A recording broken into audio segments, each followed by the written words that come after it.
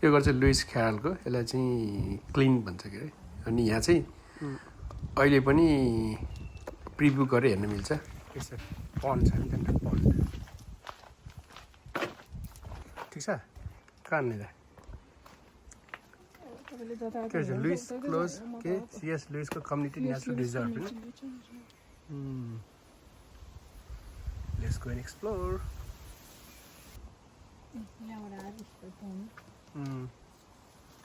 यो चाहिँ के भन्नु सटल कन्ट्री पार्कको अवस्था दिस वे आफ्टर कम होइन होइन यो चाहिँ के अक्सफोर्ड रिङ रोड नजिकै यस्तो मजाको हिँड्ने बाटो छ। अब धेरै मान्छेले एक्सप्लोर सायद गरेको पनि छैन होला। त्यहाँ ठ्याक्कै नोटिस बोर्ड राखेर छ के छैन है त।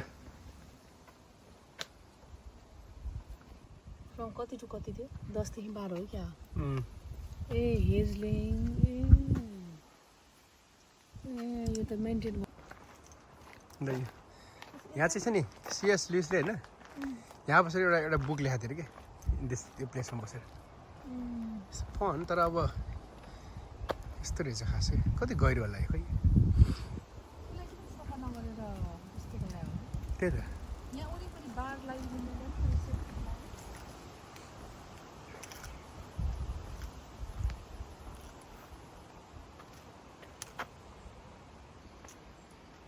एकदम न्यारो पाथ छ तर यहाँबाट हिँडेर माथि चाहिँ सर्ट ओभर हिल भन्ने ठाउँमा पुगिन्छ। तर त्यहीबाट नजिकै यस्तो होइन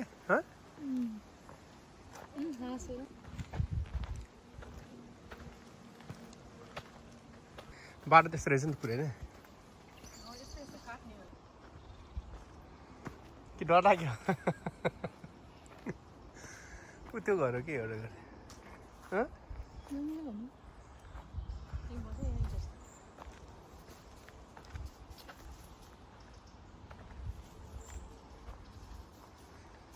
के कराएको थिएन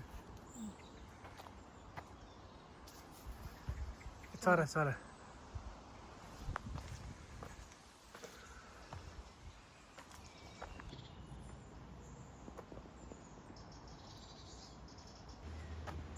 थाक्यो क्या हो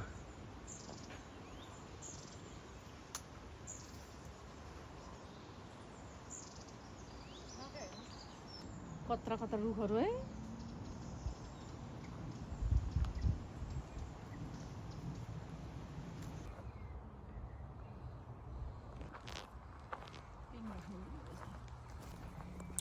यो चाहिँ प्राइभेट रोड रहेछ। अनि यता तलबाट अक्सफोर्ड आएपछि सर्ट ओभर जाने बाटोमा लेफ्ट ह्यान्ड साइडबाट चाहिँ ठ्याक्कै बाटो आउँदो रहेछ कि यो चाहिँ हाम्रो सर्ट ओभर जाने बाटो। सो दिस वे अनि तल अक्सफोर्ड आउने बाटो चाहिँ this way is the main way that we use to drive. And then मजाको प्राइभेट रोडमा भेडा पालेर मजाले ओह्रालो हिँड्न चाहिँ गाह्रो होला जस्तो छ के अरे। के गर्ने कि त्यसलाई बोको मैले अनि गुल्टिन्छन् दुवैजना